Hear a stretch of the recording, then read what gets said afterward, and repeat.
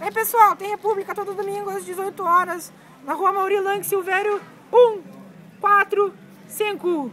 Falou, até mais. Irmãos, abram suas Bíblias comigo. 1 Coríntios 13, 13. 1 Coríntios 13, 13.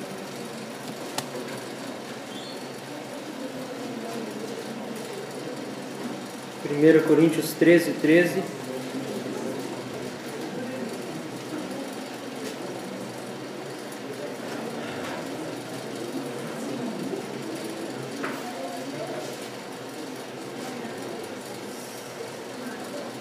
E eu quero orar mais uma vez, pedindo que você coloque a mão no seu coração, como um sinal de que é Ele que se entrega para Deus agora. Como um sinal de que você quer que Deus toque o seu coração. Abre o seu coração, em nome de Jesus. Deus vai falar com você, mas se você não ouvir, você vai perder. Se você não abrir o seu coração, não desejar que Deus toque lá dentro, vai ficar só na sua mente, só no seu intelecto, sua vida não vai mudar. Você precisa abrir o seu coração. Tenho certeza que Deus vai falar com você nessa noite. Agora você precisa ouvir Ele. Então ora comigo. Deus, eu quero pedir para que o Senhor tenha misericórdia e fale no nosso coração nessa noite. Eu quero olhar para essa igreja como o Senhor a vê.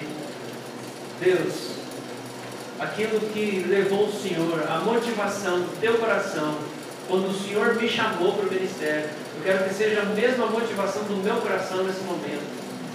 Eu quero amar essas pessoas como o Senhor ama essas pessoas. Eu quero amar os teus filhos, o teu rebanho como o Senhor ama o teu rebanho. Eu quero chorar, Deus, por essas pessoas como o Senhor chora. Eu quero me alegrar com elas como o Senhor se alegra. Deus, eu quero, Pai. Eu quero ser o pastor que o Senhor me chamou para ser. O co-pastor, o pastor auxiliar do pastor Jesus. E eu quero me parecer contigo, Jesus, nessa noite. Eu quero ensinar parecido contigo, Jesus, quando o Senhor ensinava para as multidões, quando a gente lê nos evangelhos. Eu quero orar parecido contigo, Jesus, quando o Senhor orava. Eu quero abençoar como o Senhor abençoava. Eu quero curar como o Senhor curava. Jesus, eu quero ser um pastor como o Senhor é. Como o Senhor foi nesse tempo terreno, como o Senhor é, pastor Jesus. Me dá essa graça. Me reveste da unção do Espírito Santo. Põe poder na minha vida, por favor. Que não sejam palavras simplesmente saindo da minha boca, mas que seja o teu poder, Pai, gerando transformação através da palavra.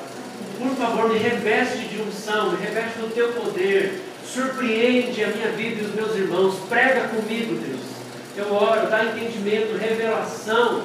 Eu peço, Deus, quebra as estruturas na mente de cada um, as estruturas que impedem de te conhecer, as estruturas do diabo, as mentiras do diabo, Deus, na mente de cada um, que o Senhor possa tirar, Pai, por favor, Pai. Quebra as barreiras nessa noite. Se tem alguém amargurado, Deus, que se arrepende e se quebrante pela sua palavra. Deus, a tua palavra é como um martelo que esmiuça a pedra. A tua palavra é, Deus, como um martelo que esmiuça o coração de pedra.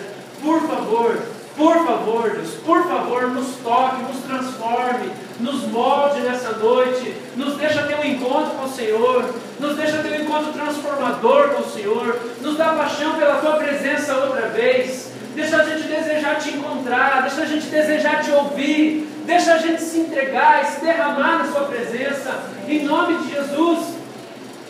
Levanta o que está caído, anima aquele que está entristecido, Pai. Quem está abatido e desanimado, dá esperança aqui nessa noite. O Senhor é o Deus que habita no alto sublime trono, mas também habita com humilde e contrito de coração para levantá-lo, diz Sua palavra. Então vem, Deus, vem com a Sua graça sobre aqueles que estão abatidos, e gere fé, e perseverança, e determinação, e esperança no coração da Tua igreja. Que o Senhor Jesus seja o centro das nossas vidas. Eu quero clamar por isso, o primeiro amor sendo restaurado no coração de cada um aqui, Deus, no meu coração. Eu quero que o maior prazer, Deus, o meu maior deleite, o meu maior hobby, Deus, seja a Tua presença, Deus. Não, Deus, sair para curtir alguma coisa, não um filme, não sair para zoar ou para brincar. Deus, nada, Deus, mas Deus, a tua presença seja o meu maior prazer. Essas outras coisas não são erradas, não são pecados, mas eu quero que o maior prazer, o meu maior motivo de alegria seja a comunhão com o Senhor, Jesus. Para isso acontecer, essa comunhão precisa ser viva, intensa e sobrenatural. E eu oro para que seja nessa noite, pela tua misericórdia. Eu sou um pecador, me perdoa pelos meus pecados, perdoa os meus pecados dessa semana, desse dia, a minha ira, Deus, o meu egoísmo. Por favor, quero confiar só no Senhor. Me dá graça para a igreja, a tua república, em nome de Jesus, amém. 1 Coríntios 13. Bruno, você é bem-vindo de volta. Alguém lê na versão revista e atualizada esse texto, 1 Coríntios 13. Agora, pois, permanecem a fé, a esperança e o amor. Esses três. Porém, o maior desses é o amor. Irmãos, esse texto está falando que três coisas permanecem. Essa palavra permanecer significa residir por pouco tempo, não se tornar outro diferente. É permanecer, é continuar.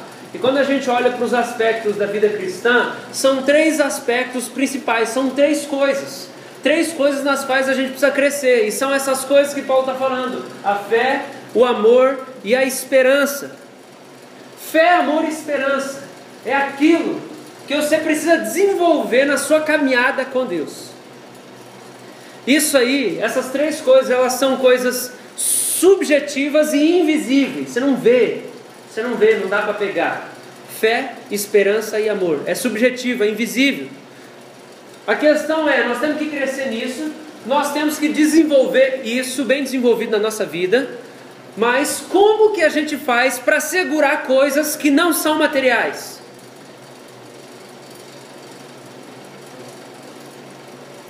Como adquirir e manter coisas invisíveis?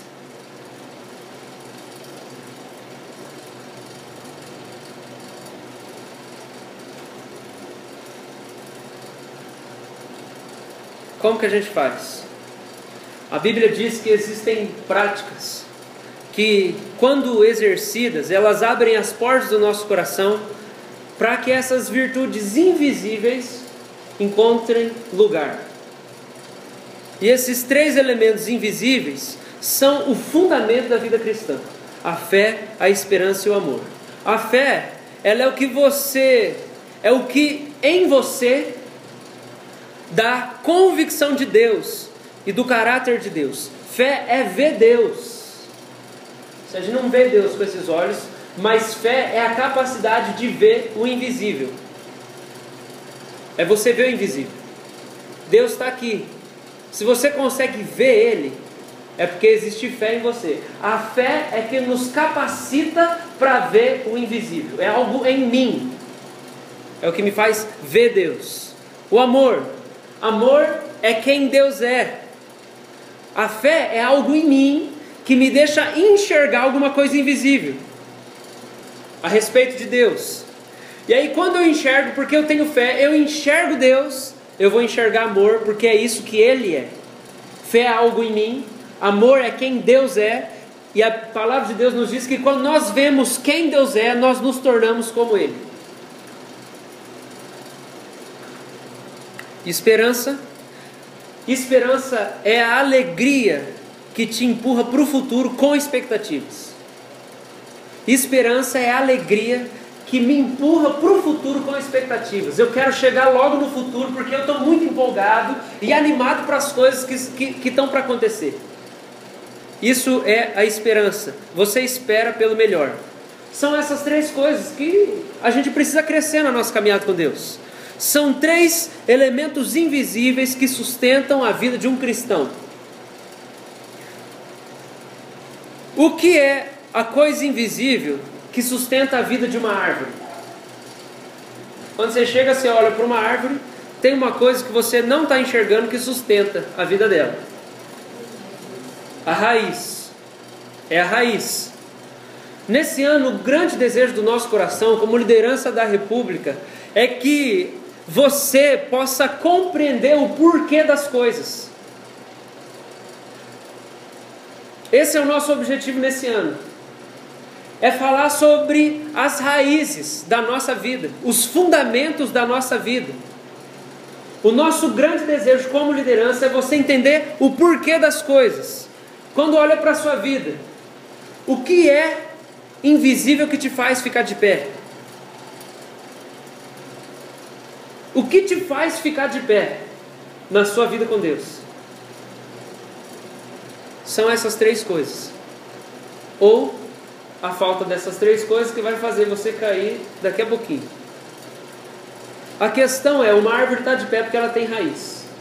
E o crente precisa ter raiz, senão ele não fica de pé. Ele não suporta, ele não aguenta. Essa semana eu tive um momento com algumas pessoas da igreja que chegaram na igreja no passado, falando: pastor, nós estamos passando um momento de dificuldade, não sei o que está acontecendo. O que a gente faz? O que está acontecendo? Falei: que bom que vocês vieram conversar comigo. Isso faz parte da vida cristã. Se depois desse momento difícil vocês continuarem de pé, vocês podem saber, é porque a fé que Deus está gerando em vocês é genuína. Porque Jesus diz na parábola do semeador que quando vem a tribulação sobre aquele que não tem raiz fincada, a tribulação derruba o cara e o cara larga de Jesus. A gente precisa de fé, a gente precisa de raiz, a gente precisa aprofundar. E o nosso desejo nesse ano é ministrar acerca disso. Quais são os fundamentos da nossa vida? Por que a gente está de pé? Ou o que falta para a gente ficar mais firme? A gente quer que você entenda por que nós fazemos o que fazemos e o que sustenta o que nós fazemos. Qual é a raiz da vida cristã? Quais são os pilares? Nisso, a pregação de hoje, a nossa mensagem é a respeito de três perguntas.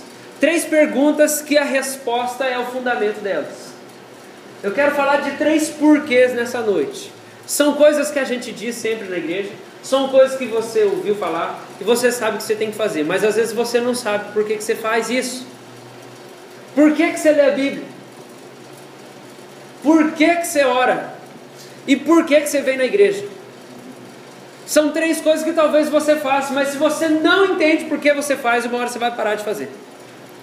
Existe um motivo para cada uma dessas coisas. E eu quero que você entenda o porquê da gente fazer isso e qual a importância da gente praticar essas coisas. Por que eu quero que você entenda? Preste atenção. Eu quero que você entenda o porquê das coisas, a raiz das coisas, o fundamento, da onde vem, por três motivos. O primeiro motivo é para que você faça por amor, não por obrigação. Se você não entende por que você precisa praticar essas coisas, por que você tem que vir na igreja, por que você ora, por que você lê a Bíblia, você faz isso por obrigação, mas não por amor. Não é uma coisa que você faz porque você gosta, mas se você entende o porquê, você faz isso com alegria. Eu quero que você faça porque você deseja, não porque a gente manda. Eu quero que você faça porque você entende, não porque todo mundo faz. Segundo motivo, porque eu quero, e nós como liderança da igreja, nós queremos que você amadureça e seja responsável. Você mesmo amadurecendo, entendendo o porquê dessas coisas, você vai assumir a responsabilidade da tua vida espiritual. E você vai fazer porque você entende por que você faz, e você vai dizer: não, eu tenho que viver, isso precisa entrar na minha vida, isso precisa fazer parte da minha rotina. Por que eu faço isso? Você vai entender, você vai lutar por isso, você vai se tornar maduro e responsável, e não culpar os outros. Você tomar iniciativas inteligentes e relevantes, não ser uma máquina de xerox. Todo mundo faz, eu faço também. E o terceiro motivo, por que entender a raiz daquilo que é tão importante para nos sustentar, é para que você não se afaste da fé quando virem as provações. Para que você não se afaste da fé quando virem as provações. Se você não entende por que você faz o que faz, no dia da dificuldade da provação você vai pular fora. Você vai falar: eu cansei disso aqui, não estou animado, não quero mais, não vou mais na igreja, não vou mais orar, mais ler a Bíblia, eu cansei disso tudo.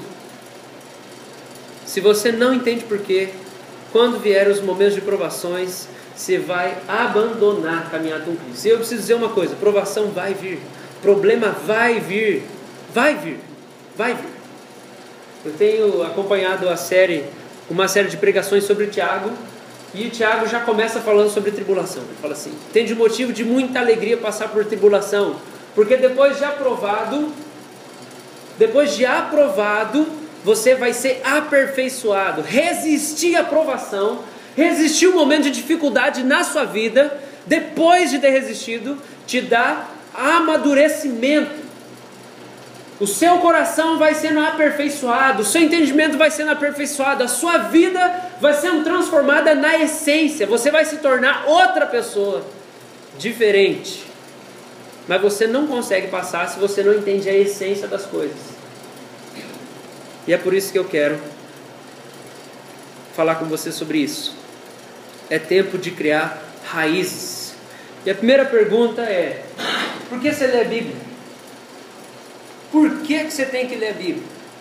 Por que a gente lê a Bíblia? Você já parou para pensar nisso? Talvez você tenha uma disciplina, e às vezes quando a gente decide viver uma vida de disciplina, é muito comum, é inevitável. Chega no momento, a gente tem fases onde a gente esquece por que a gente está fazendo aquilo. Você firma um compromisso: todo dia eu vou ler a Bíblia.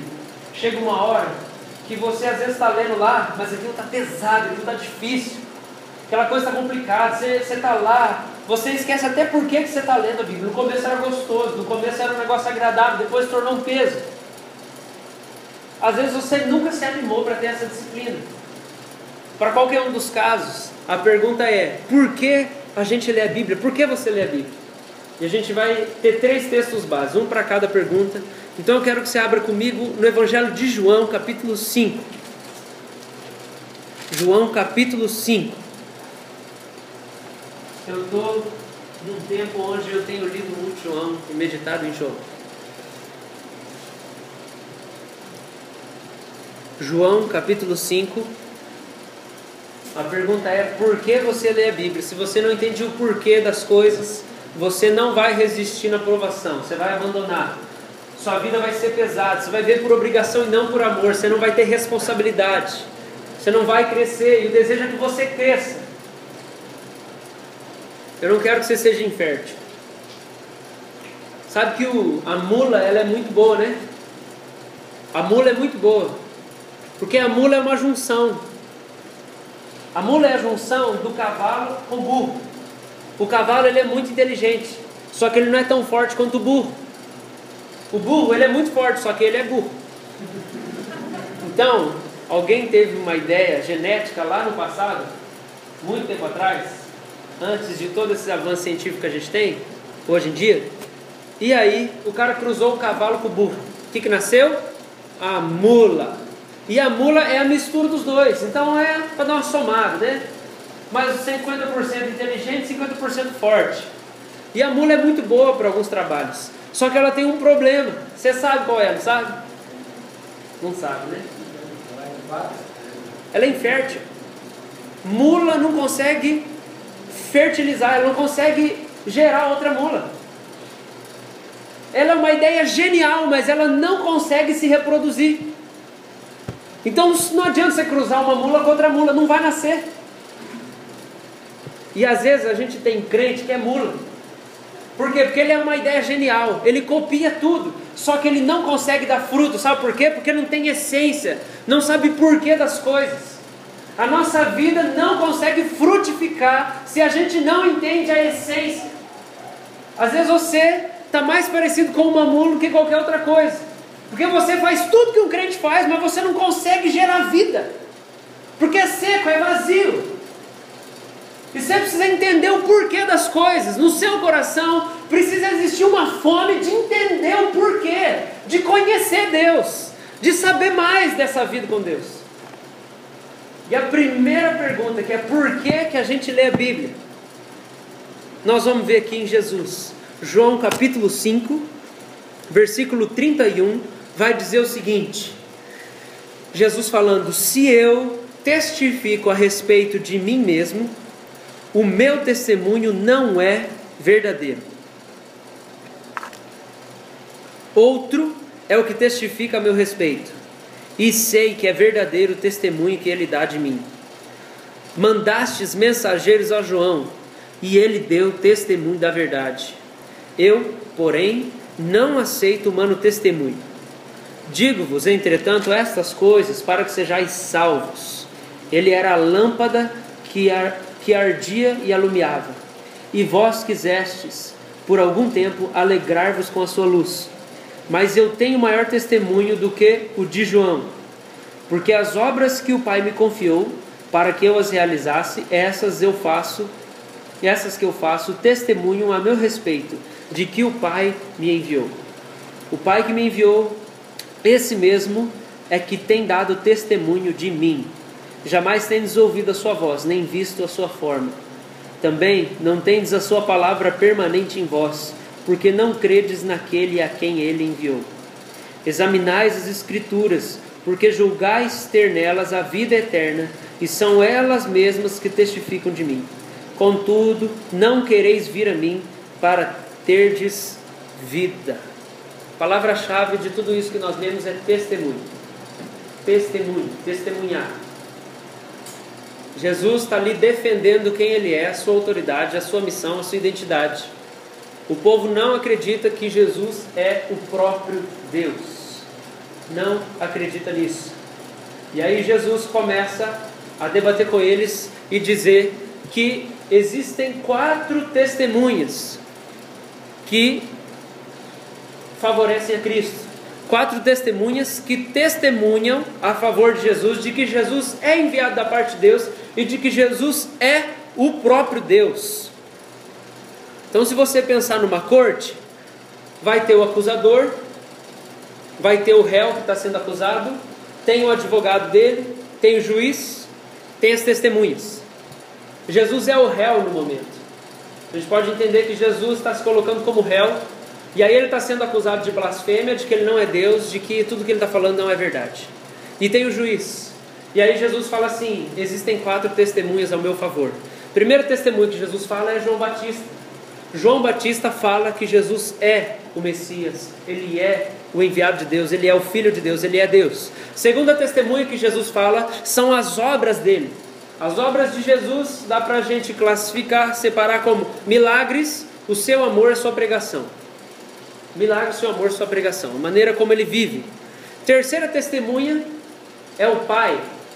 O Pai testifica, ele testemunha de que Jesus é o seu Filho. E a quarta testemunha são as Escrituras que falam que Jesus é o enviado de Deus.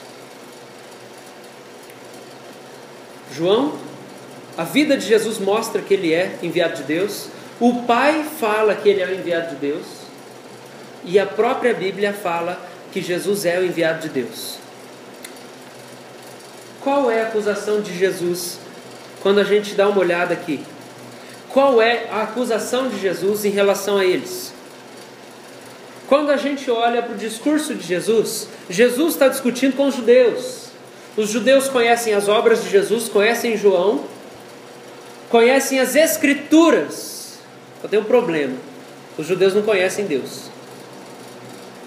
Eles não conhecem o Pai. E aí Jesus pega pesado, ele fala: vocês não são filhos do meu Pai, vocês são filhos de Satanás. Porque se vocês fossem filhos do meu Pai, vocês saberiam que eu sou. A acusação de Jesus, presta muita atenção nisso, porque agora que a coisa começa a fazer mais sentido para você e para mim. A acusação de Jesus para com os judeus é: vocês conhecem muito a Bíblia e se apoiam no acúmulo do conhecimento bíblico. Vocês se apoiam no acúmulo de informação bíblica e no intelecto. Bate o olho no verso 39. Examinais as Escrituras, porque julgais ter nelas a vida eterna, e são elas mesmas que testificam de mim. Contudo, não quereis vir a mim para terdes vida. Jesus está falando: vocês esqueceram para que a Bíblia serve. Vocês esqueceram por que vocês liam a Bíblia. Por que vocês leram a Bíblia? Não é para vocês se tornarem mega doutores super intelectuais. O motivo do pessoal ter a Bíblia em mãos e poder conhecer as Escrituras é um só: é ter o conhecimento de quem Deus é. O problema é que Jesus está falando, vocês sabem tudo da Bíblia, vocês examinam as Escrituras, porque vocês julgam que lá na Bíblia vocês vão ter a vida eterna, mas eu estou vindo aqui para dar a vida para vocês, e vocês não querem receber. Vocês não entenderam, a Bíblia foi escrita para que quando você lesse, você conseguisse entender que eu sou. O motivo da Bíblia existir é para que no conhecimento da Bíblia ela nos aponte para Jesus. E a acusação de Jesus contra eles é: vocês conhecem tudo da Bíblia, mas vocês não conseguiram entender para que ela existe. Vocês decoraram a Bíblia, mas vocês não entenderam para que ela existe. E aí a pergunta é: por que você lê a Bíblia? Por que você lê a Bíblia? Por que você tem Bíblia?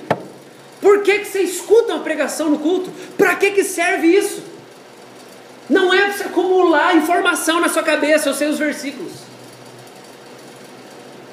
Né, Nicão? Satanás sabe bem melhor que nós. O sentido das Escrituras é para que quando a gente leia as Escrituras, que é uma ação externa, alguma coisa interna começa a acontecer dentro de nós. Alguma coisa começa a ser gerada dentro de mim e dentro de você. Algumas coisas acontecem externamente, e por causa do agir do Espírito, através daquela atitude, aquela atividade, tem um efeito interno. Ler a Bíblia é uma dessas coisas. Ler a Bíblia não faz sentido se a gente não abre a Bíblia, se a gente não lê o versículo, se você não senta nessa cadeira para ouvir a pregação, com o seu coração escancarado, entendendo: eu preciso conhecer Deus. Eu preciso conhecer Deus, eu estou com fome de Deus, eu quero provar de Deus, eu quero saber quem Ele é. Sem essa fome, sem esse coração aberto para conhecer, o desejo de provar de Deus, a Bíblia ela se torna inútil. E essa é a acusação de Jesus para com os caras. Ele fala: João fala quem eu sou, as minhas obras provam quem eu sou, as Escrituras falam quem eu sou, e o Pai fala quem eu sou. Isso tudo deveria fazer com que o povo cresça em Jesus. Tinha que gerar fé no coração do povo. Gente, o objetivo do conhecimento bíblico não é simplesmente conhecer a Bíblia, mas é o gerar da fé dentro do coração. Quando você abre a Bíblia, o seu objetivo não tem que ser: eu vou memorizar um texto para refletir durante o dia. O objetivo da gente, quando a gente abre a Bíblia, é: Deus, eu quero que alguma coisa nova mude dentro de mim a hora que eu leio isso aqui. E a acusação de Jesus contra eles é isso: vocês sabem, mas vocês não entenderam por quê. Porque se vocês tivessem a fé sido gerada dentro de vocês pelo conhecimento bíblico, vocês me reconheceriam. Vocês sabem muito de Bíblia, mas não entenderam por quê que ela existe. A Bíblia perdeu razão de existir para essas pessoas. E aí eu te pergunto: por que você lê a Bíblia? Por que você lê a Bíblia? Por que você está ouvindo essa pregação aqui? Por quê? Qual é o seu intento em sentar para ouvir a exposição das Escrituras? Tem que ser o desejo de crescer em fé. Tem que ser o desejo de ter algo gerado pelo Espírito dentro de você. Nós usamos de meios visíveis, mas a nossa finalidade é alcançar a construção de algo invisível. Ler a Bíblia é alguma coisa visível externa, mas o objetivo não é isso aqui que a gente enxerga. O objetivo é que através disso, alguma coisa interna mude dentro de mim, que é a fé. A fé é uma ideia viva e verdadeira de quem Jesus é. E nós precisamos entender isso. As disciplinas espirituais não são um fim em si mesmas. Orar, ler a Bíblia, jejuar, comunhão, igreja, isso, gente, presta atenção, isso tudo não é um fim em si mesmo. A motivação pela qual a gente pratica essas coisas é algo invisível, que Deus realiza em nós quando nós praticamos essas coisas. O objetivo de ler a Bíblia não é contabilizar quantos capítulos eu li. Você pode ler 10 capítulos e aquilo não gerou nada de novo em você. Você pode ler um versículo e aquilo mudou a sua história. Você está entendendo que são os aspectos subjetivos que a gente precisa buscar? A questão é, nós precisamos de fé, amor e esperança. E a partir do entendimento que nós precisamos de fé, amor e esperança, é que nós vamos perguntar como nós vamos fazer para alcançar isso. Aí nós vamos para a Bíblia. Nós precisamos ler a Bíblia. Nós precisamos ler a Bíblia. Não é ler a Bíblia por ler a Bíblia, não, é porque eu quero crescer em fé. Eu preciso de mais fé. Eu preciso do conhecimento de Deus. Então, quanto de Bíblia eu tenho que ler? Quanto de Bíblia é o suficiente? É o quanto for necessário para que você conheça mais de Deus. É até que alguma coisa comece a mudar dentro do seu coração. Você vai abrir a Bíblia e você vai ler, não porque é um capítulo, é 2, nossa, eu preciso ler mais. Não, mas é, Deus, eu preciso da sua palavra, que ela gere vida em mim. Eu vou ler até isso aqui entrar dentro de mim e começar a mudar quem eu sou. O quanto for necessário, até que as coisas comecem a mudar dentro do seu coração.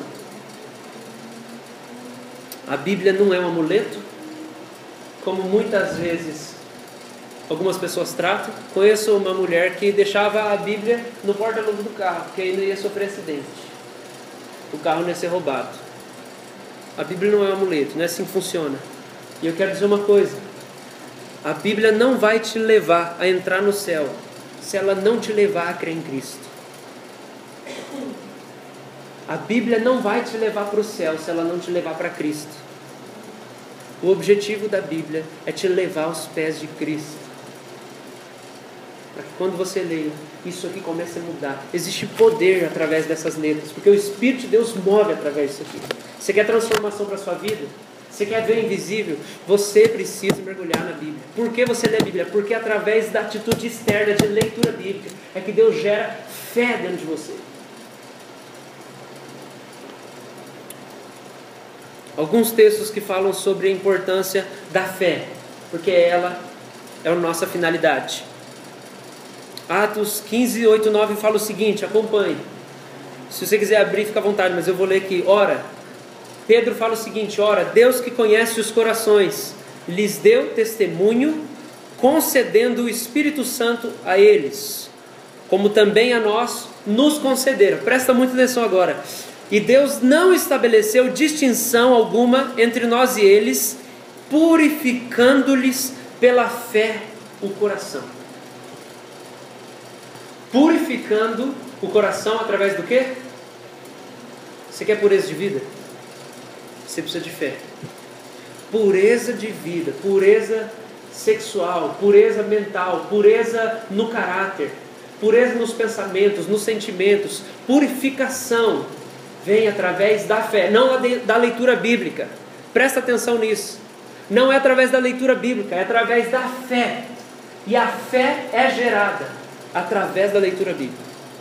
A gente precisa entender a motivação das coisas. É justamente esse é o nosso objetivo. Entender a essência, a raiz das coisas.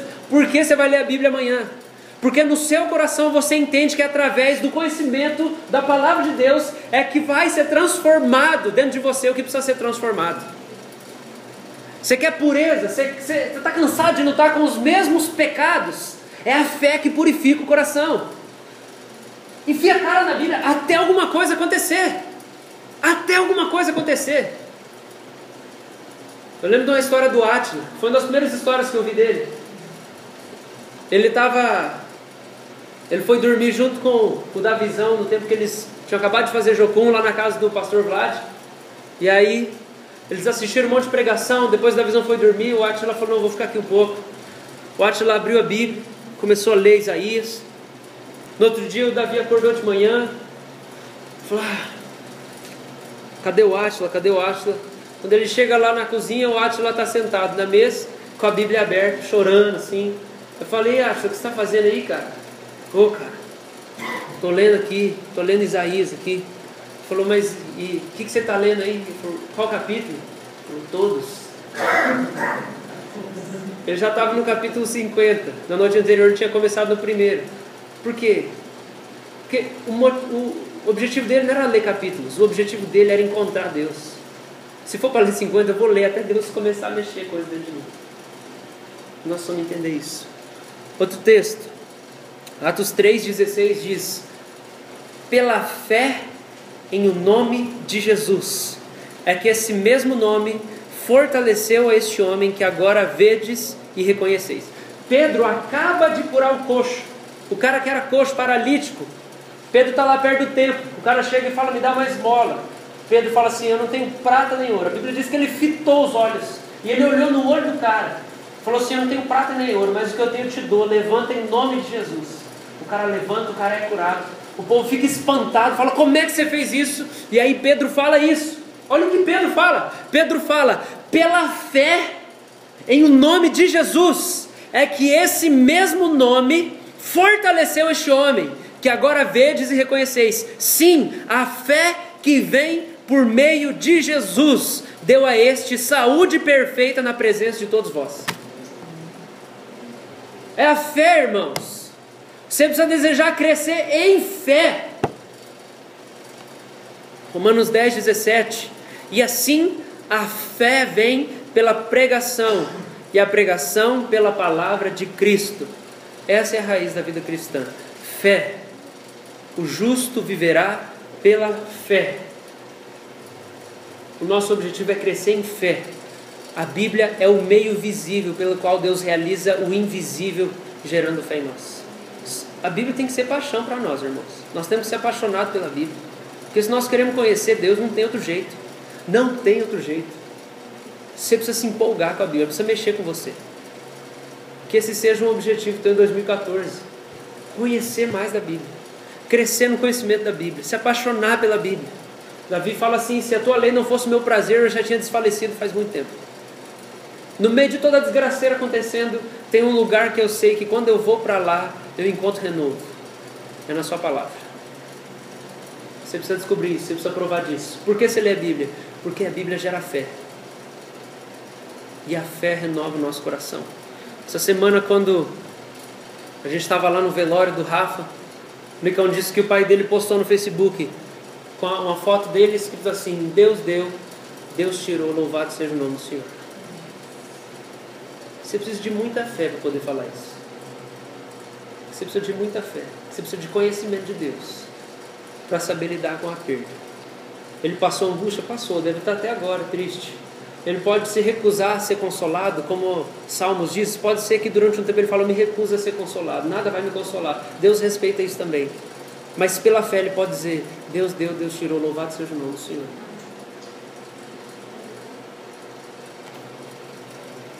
A fé é mais forte que a morte. É uma fé verdadeira. É quando o invisível sobrepõe ao visível, o eterno se sobrepõe ao temporal. E é isso que precisa ser construído em nós. Amém? Segunda pergunta. Abre a sua Bíblia comigo em Mateus capítulo 6.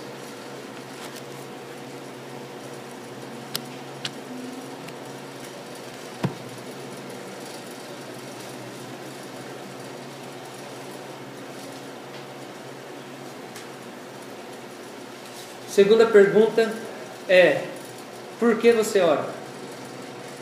Por que nós oramos? Por que a gente precisa ter uma vida de oração? Por que isso é importante? Por que para ser um cristão eu preciso orar? O que isso tem a ver? Por quê? Por que eu preciso desenvolver essa atividade na minha vida? Por que oração, pastor? Por que oração? Eu acredito que a oração e o jejum são as coisas mais difíceis dos cristãos que eu conheço. E eu acredito que se a gente consegue vencer na vida de oração e na vida de jejum, as outras coisas se tornam bem mais simples, mais fáceis para nós. Por que uma vida de oração? Por que a gente ora? Mateus capítulo 6, verso 1. Diz o seguinte, guardai-vos de exercer a vossa justiça diante dos homens, com o fim de ser desvistos por eles. De outra sorte, não tereis galardão junto de vosso Pai Celeste. Uma pausa aqui. Eu quero que você observe, enquanto a gente lê do verso 1 ao 8, que você observe as palavras galardão, recompensa e recompensará. Observe como essas palavras estão presentes. Jesus acabou de dizer isso. Nós vamos ler o verso 2. Quando, pois, deres esmola, não toques trombeta diante de ti, como fazem os hipócritas, nas sinagogas e nas ruas, para serem glorificados pelos homens. Em verdade vos digo que eles já receberam a recompensa. Tu, porém, Ao dares a esmola, ignore a tua mão esquerda o que faz a tua mão direita, para que a tua esmola fique em secreto, e teu Pai que vem em secreto te recompensará.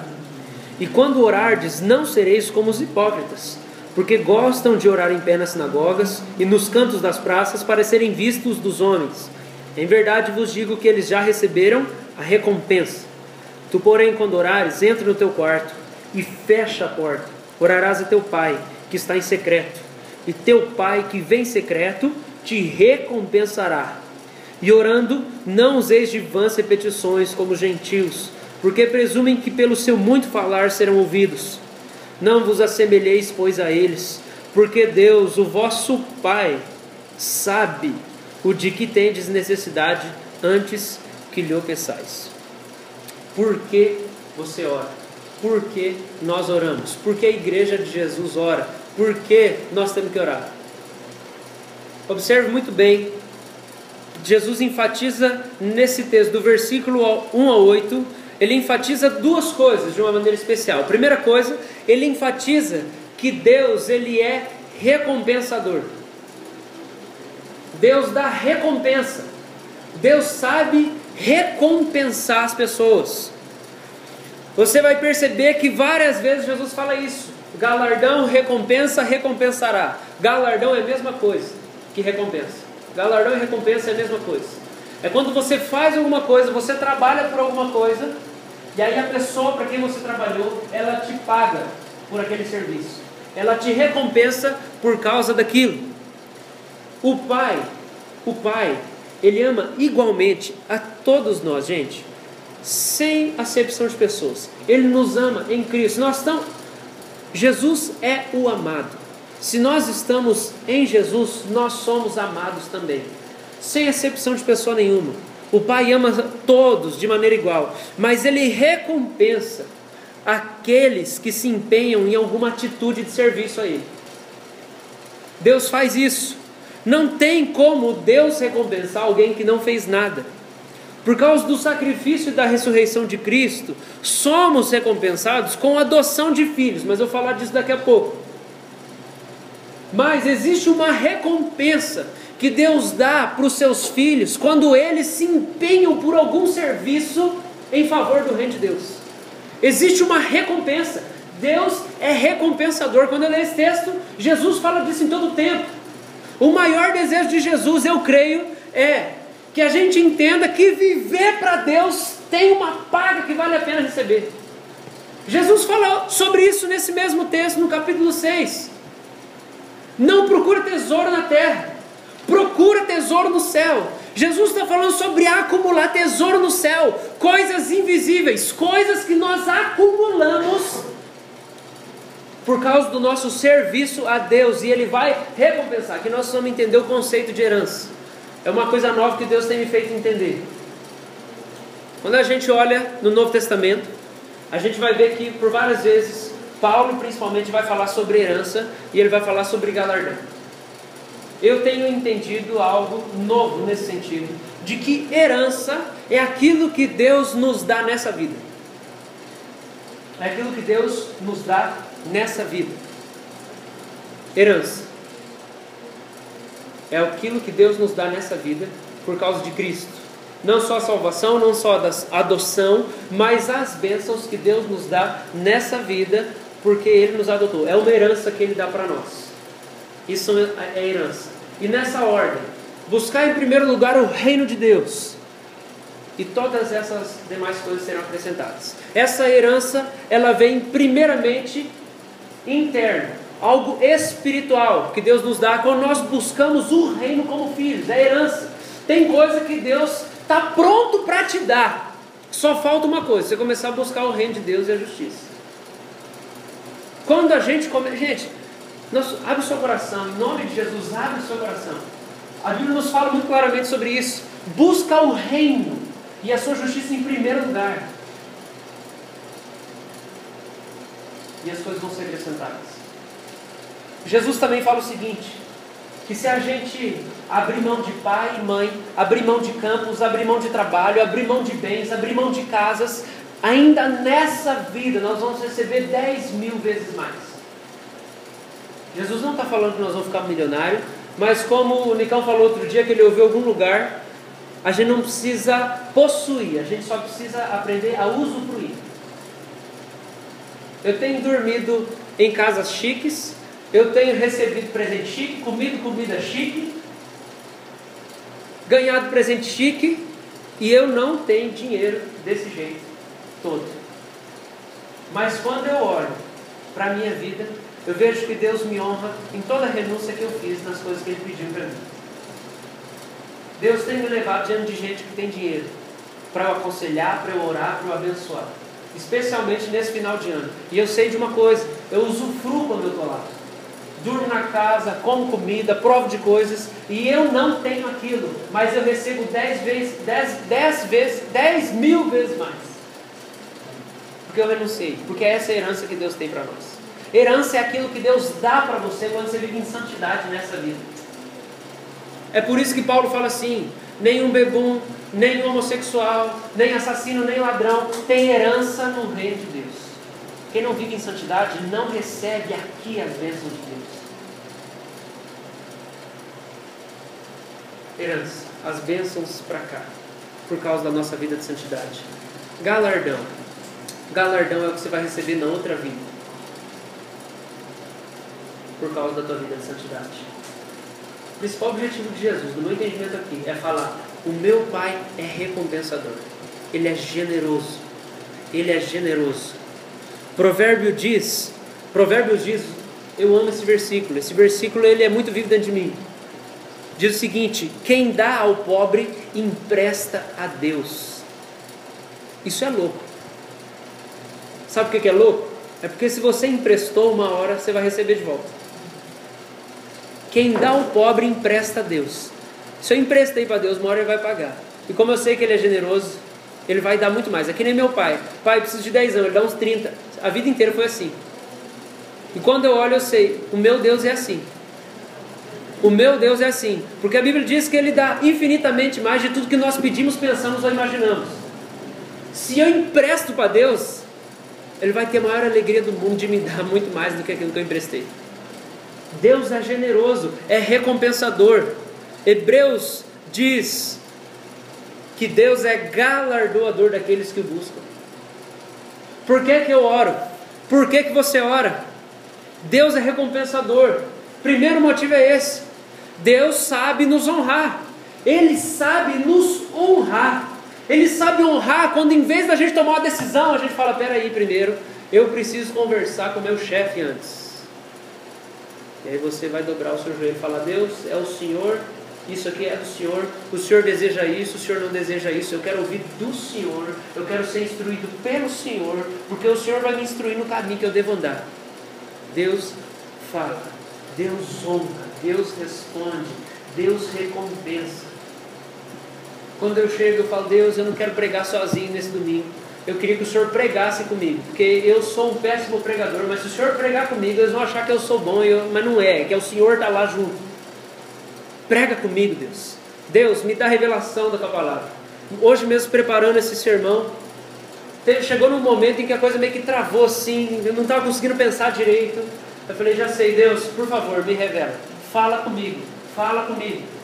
Meu coração já começou a crescer um pouco de fé. Falei: Deus, o Senhor vai falar comigo. Descansei. Daqui a pouco Deus começa a me falar mais coisas sobre o texto bíblico e tudo mais começa a vir. Quando você pergunta, Deus responde. Quando você pede, Deus dá. Deus é recompensador. Por que a gente ora? Porque a gente não precisa viver sozinho, gente. Pelo amor de Deus.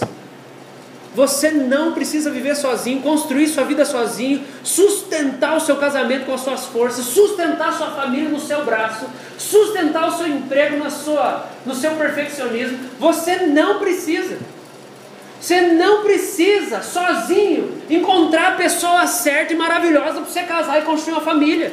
Você não precisa sozinho encontrar os amigos que você precisa. Deus pode te ajudar a encontrar tudo que você precisa. Você precisa entender isso. Deus é recompensador. Por isso que a gente ora.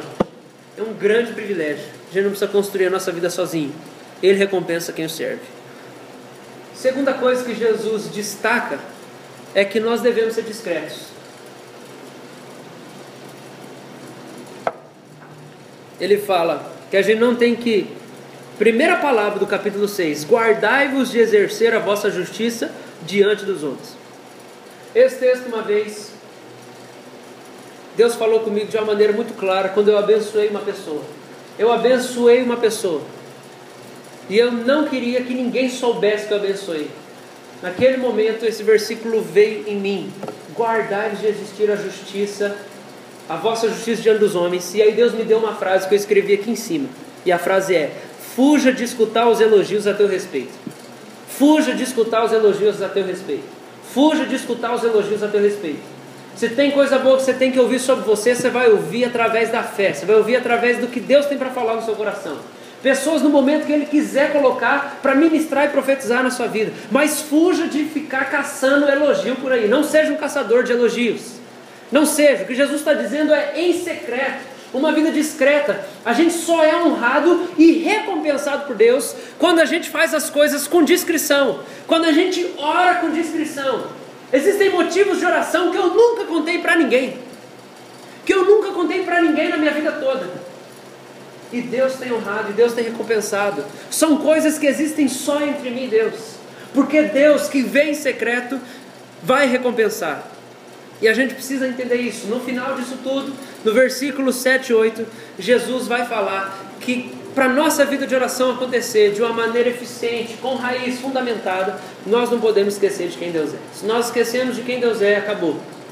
Jesus fala que tem que orar, Ele fala que tem que orar em secreto, Ele fala que a gente tem que se dedicar à oração e clamar a Deus, mas Ele fala assim: não esqueça de quem Deus é. Não esqueça. Não precisa ficar repetindo um monte, porque Deus sabe de tudo que você precisa. Deus é amor. Por que eu oro? Eu oro por dois motivos. Dois motivos principais. Eu oro porque Deus me ama. Nós oramos porque Deus nos ama. E é muito gostoso conversar com quem é apaixonado por você. É muito gostoso conversar com quem me ama. Gente indiferente. Quando a gente estava na praia, num momento lá de desabafo, conversando com a pessoa, eu falei assim: eu tenho dificuldade para lidar com gente indiferente. Deus precisa mudar isso em mim, mas eu tenho dificuldade de lidar com gente indiferente. Gente que você vai, você investe, você tenta cativar e parece que nada move a pessoa. Nossa, eu canso, falo: não, cansei, não vou tentar mais ser amigo, cansei. É uma falha minha, porque eu sou indiferente e Deus continua investindo em mim, mas eu tenho dificuldade.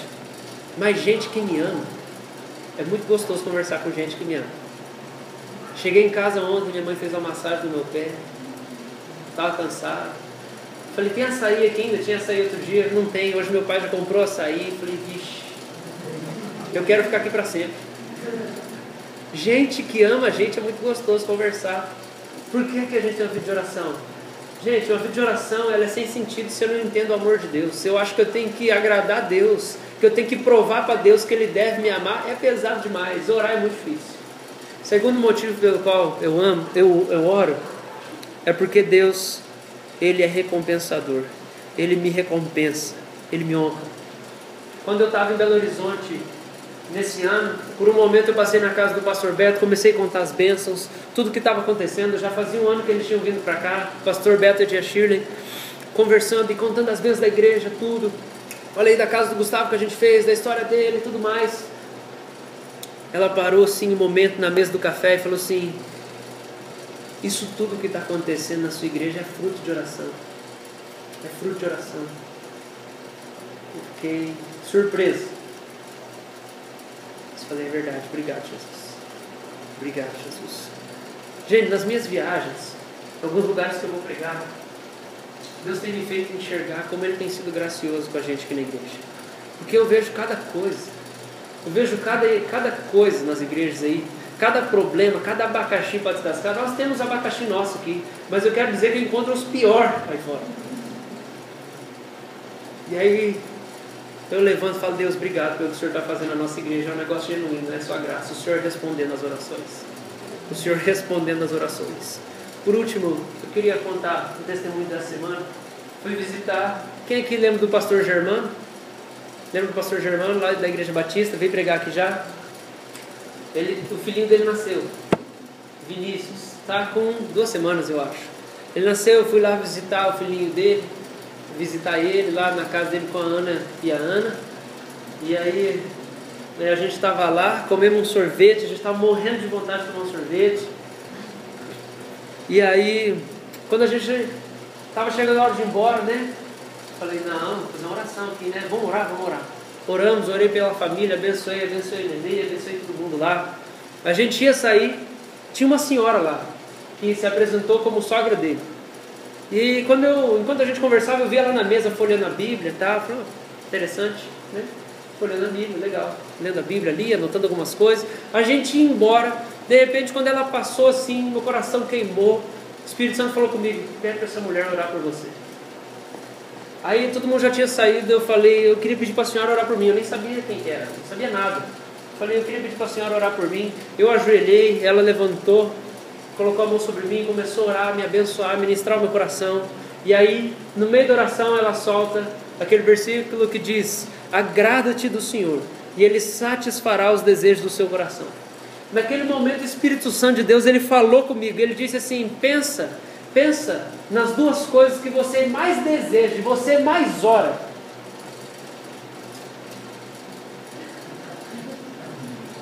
O senhor já sabe, né? A igreja já deve fazer ideia do que é. Na hora eu lembrei, é isso mesmo. Isso aí. Lembrei.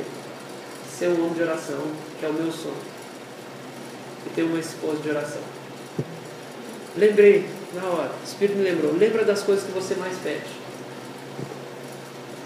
Você vai receber.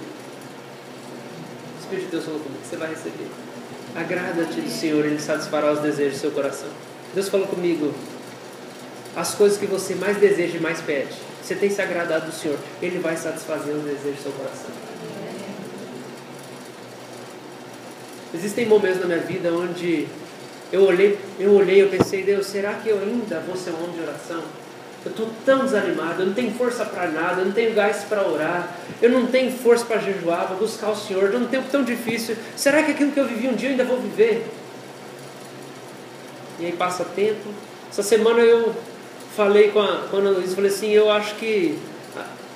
Sabe quando você vai torcer a roupa assim? Você vai torcer ela, você vai torcer o pano para tirar aquela água, você torce. Falei, então, eu acho que eu estou mais ou menos igual o pano, assim, tudo torcido.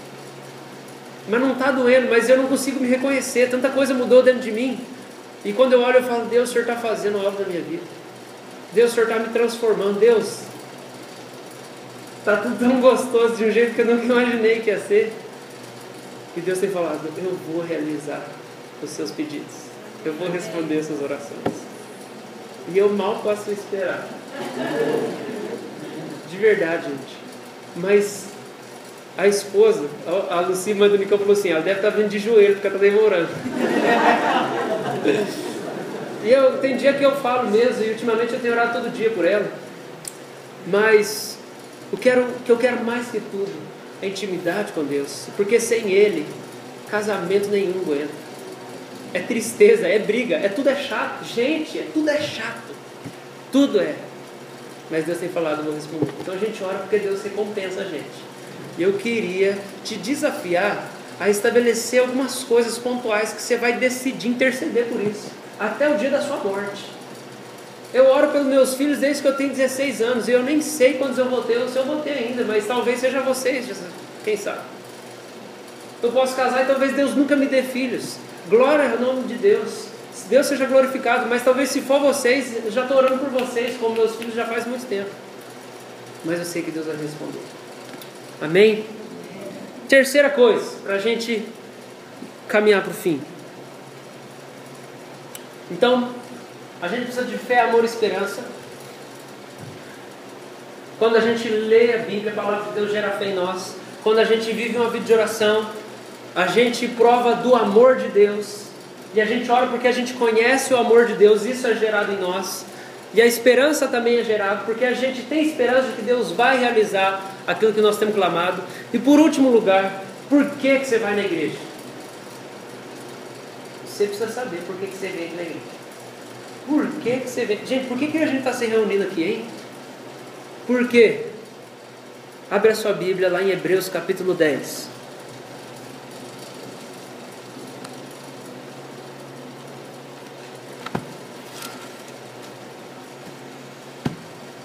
Hebreus capítulo 10, versículo 19.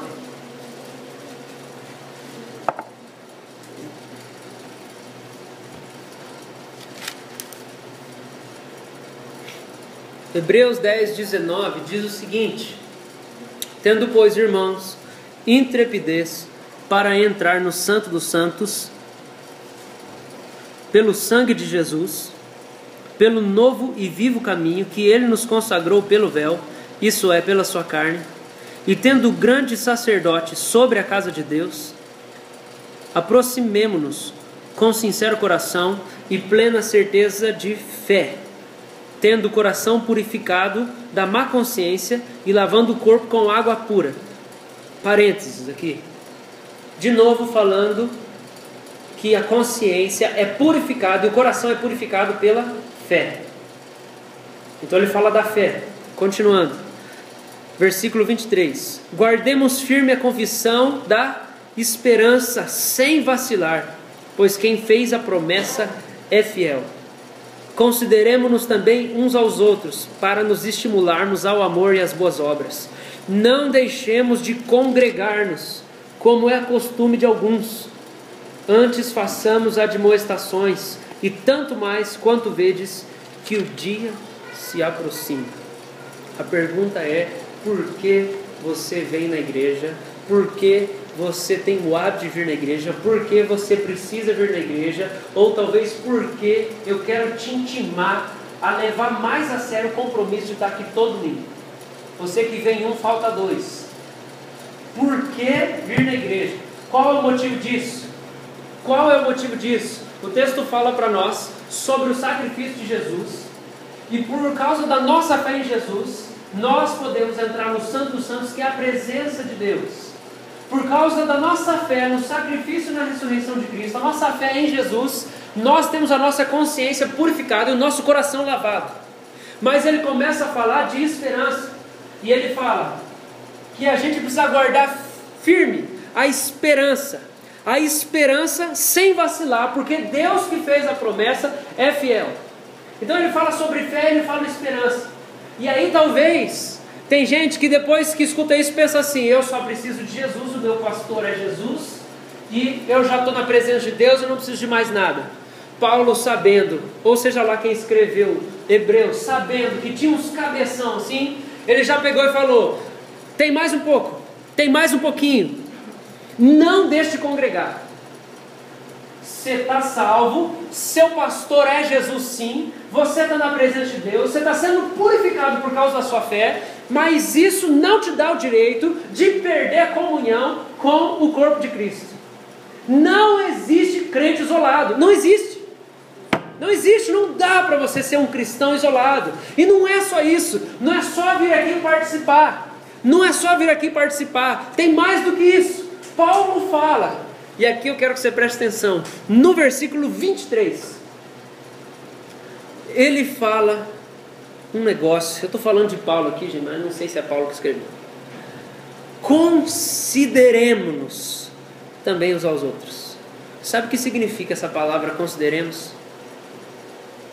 Fixar os olhos em alguém. É isso mesmo. A grande ideia é: você está comprometido. Você foi batizado, você começou a fazer parte disso aqui, você está comprometido, você tem que prestar conta.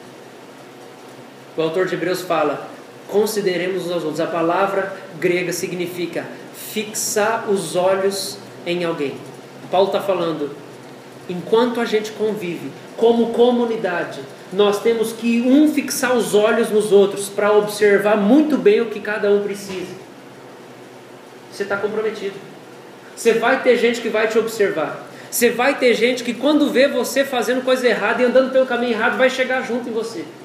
Vai puxar a sua orelha, vai orar com você, vai orar por você. Quando vê as suas debilidades, vai orar com você, vai chorar com você, vai ministrar o seu coração, vai te dar uma palavra, vai te servir. Se tem uma coisa que Deus tem me ensinado nos últimos 2 anos é: você precisa de pessoas. Deus tem gritado isso para mim. Está levando tempo, mas eu estou entendendo. Você precisa de pessoas. Eu queria dizer, você precisa de pessoas. Ninguém é uma ilha, não existe esse negócio. Não, eu não me importo com a opinião das pessoas, eu não estou nem com ninguém. Você se importa. A questão é você precisa se importar com a opinião das pessoas certas. Você precisa se importar com a opinião das pessoas certas. Mas nós precisamos uns dos outros. Mas sabe qual que é o motivo principal disso tudo? É que se você está crescendo nos fundamentos, que é fé, amor e esperança, se você tem conhecido Deus, se você tem visto o invisível, porque você tem mergulhado na palavra, se você tem vindo a vida de oração, e você tem provado e desfrutado desse amor de Deus, e você tem sido alimentado na sua esperança daquilo que Deus tem para fazer na sua vida, você quer crescer a qualquer custo. E se você quer crescer a qualquer custo, o seu maior desejo é que pessoas se envolvam na sua vida, pessoas que estão andando com Deus, para elas poderem entrar mesmo, e poder te ajudar e te puxar para o caminho, e chegar e falar assim, ó, isso aqui precisa mudar, isso aqui precisa mudar. Gente, Deus me arrebenta aqui, Deus me arrebenta aqui. Eu não sei, mas esse negócio de, quando você decide falar, você decide viver para Jesus, você fala, Jesus, eu vou te amar, eu vou te servir. É assim, você vai ser ofendido toda hora. Você vai ser ofendido toda hora. Toda hora você vai se sentir ofendido por alguma coisa. Porque vai ter gente que não vai reconhecer a sua caminhada com Cristo, vai ter gente que vai te desonrar por causa do seu compromisso, vai ter gente que não vai investir em você, vai ter gente que você vai confiar e vai trair a sua confiança. Isso é inevitável. É só olhar para o ministério de Jesus. Você segue Jesus, você vai viver para Jesus, integralmente para a obra de Deus. O que aconteceu com Jesus vai acontecer com você. Você vai ser traído. As pessoas não... Gente, a vida inteira Jesus estava pregando, eu sou Deus, eu sou Deus. As pessoas, muita gente não vai acreditar no que você vai falar, não vai levar a sério a sua palavra. Você vai chegar e falar assim, ó, deixa eu dar uma palavra aqui. Esse negócio aí na sua vida não vai dar certo. Você precisa fazer assim, assim. As pessoas vão ignorar o que você falou. Depois que o negócio der tudo errado, elas nem vão vir atrás de você mais. É ser ofendido o tempo todo. Nisso tudo, a gente tem que aprender a perdoar o tempo todo. Nisso a gente é tratado. Por que a gente vem na igreja? Olha, eu quero dizer para você, aquilo que Jesus falou para Pedro é aquilo que ele fala para mim sempre. Pedro negou Jesus, traiu Jesus. Depois de ter traído Jesus, Jesus chega para Pedro e fala assim, Pedro, você me ama? Pedro fala, Senhor, tu sabes todas as coisas. O Senhor sabe que eu te amo. E aí Jesus fala para Pedro, então apacenta as minhas ovelhas. Aí Jesus fala de novo, Pedro, você me ama mesmo? E aí Pedro fala, Senhor, tu sabe que eu te amo? As primeiras duas vezes, Jesus fala com Pedro, e essa palavra que ele usa é uma palavra de amigo. Pedro, você me ama como um amigo? Você me ama como um amigo? E na terceira vez Jesus pergunta para Pedro, Pedro, você me ama de verdade, com um amor de verdade, com o amor de Deus? Aí Pedro começa a chorar, fala, Senhor, tu sabes que eu te amo. E aí Jesus fala, então apacenta as minhas ovelhas. Eu venho na igreja porque eu amo Jesus. Já que o dom que Deus me deu dentro do corpo de Cristo, a minha função é ser pastor. Quando Jesus me pergunta, você me ama? Eu falo, Jesus, eu te amo. O que ele fala para mim é, então apacenta as minhas ovelhas. Sabe por que você vem na igreja? Eu quero dizer isso para você que está machucado com a igreja. Sabe o motivo pelo qual você vem na igreja? É porque você ama Jesus. É o único motivo que vai te sustentar. Porque você vai passar momentos onde vai parecer que ninguém na igreja se importa com você, que ninguém te ama, que ninguém está nem aí. Você vai se sentir abandonado, deixado de lado, traído. Pode saber disso, os novos convertidos não se escandalizem. Vão ter momentos onde você vai sentir que ninguém se importa com você. E sabe por que você vai continuar? Porque você ama Jesus.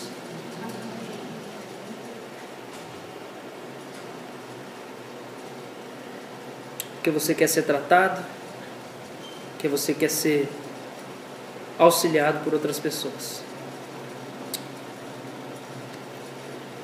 Aspectos subjetivos da vida cristã precisam ser reforçados. As raízes da nossa caminhada com Deus. A fé, o amor, a esperança. A gente precisa crescer para dentro. Aquilo que ninguém consegue enxergar. A gente precisa crescer para dentro. Para isso, a palavra de Deus nos ensina algumas disciplinas que têm o objetivo de nos edificar. Ler a Bíblia não é um fim em si mesmo, oração e jejum não é um fim em si mesmo, ter a comunhão, participar da igreja, da comunidade local, ser pastoreado, rasgar o seu coração, não esconder os seus pecados, das pessoas que Deus colocou para te cuidar, do seu pastor, de quem é autoridade sobre você, não esconder as suas falhas. Isso tudo não é um fim em si mesmo, mas são instrumentos de Deus para nos fazer perfeitos segundo a sua perfeita vontade. Vamos orar? Se coloca de pé.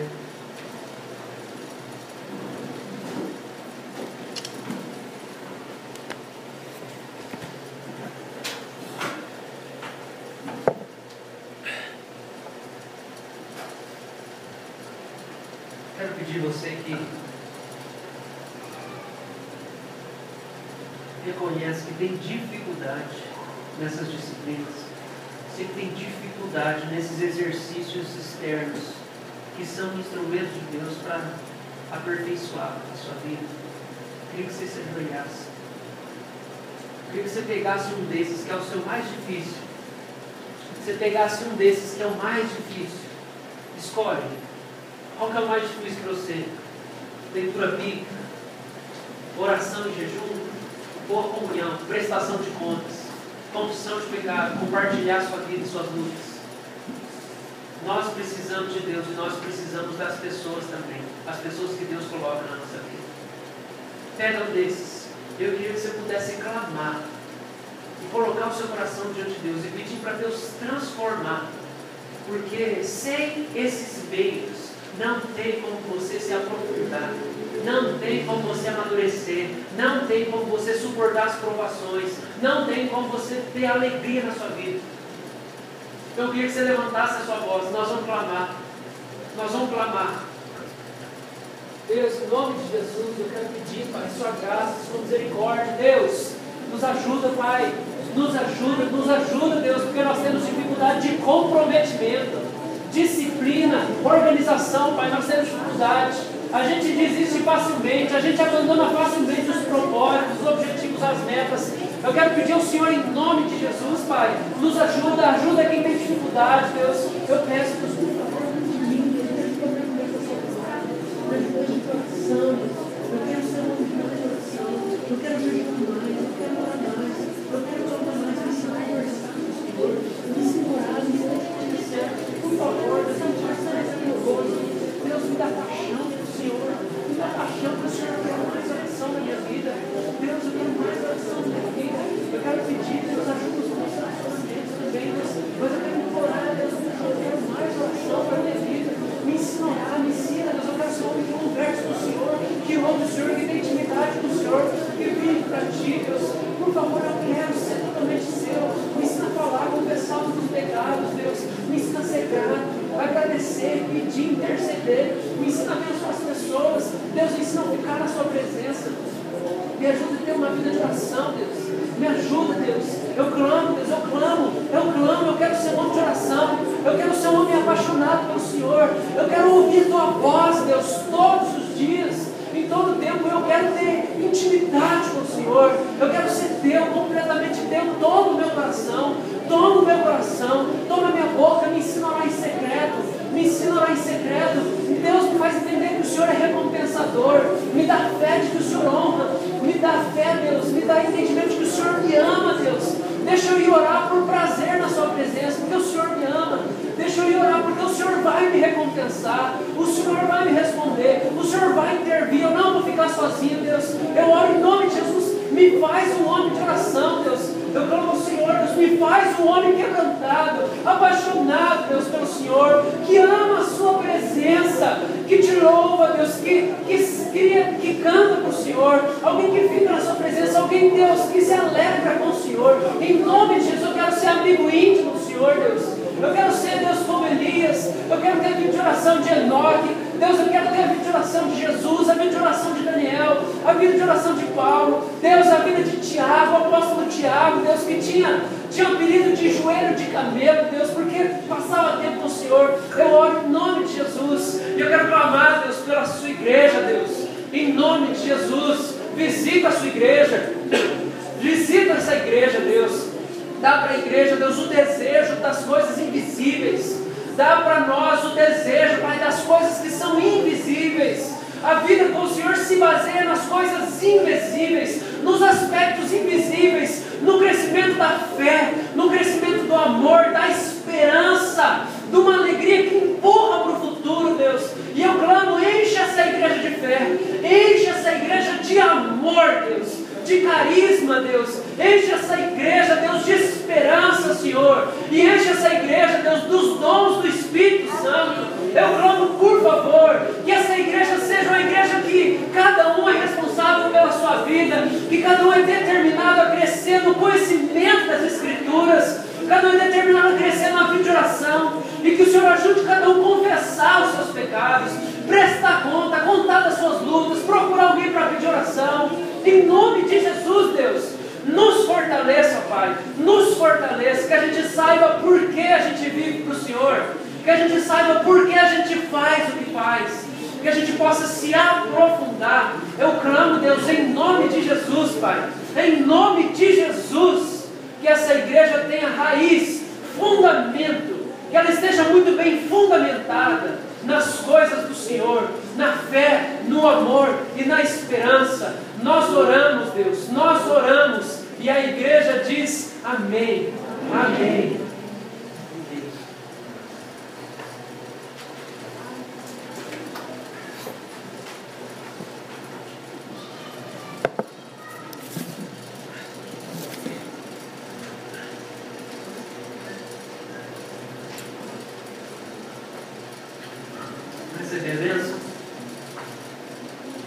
Deus, eu clamo que o amor do Pai, a esperança da cruz de Cristo, a esperança de Jesus e a fé, a convicção do Espírito Santo, me console, seja com cada um de nós, hoje e sempre. Amém. Deus te abençoe. Deus te abençoe.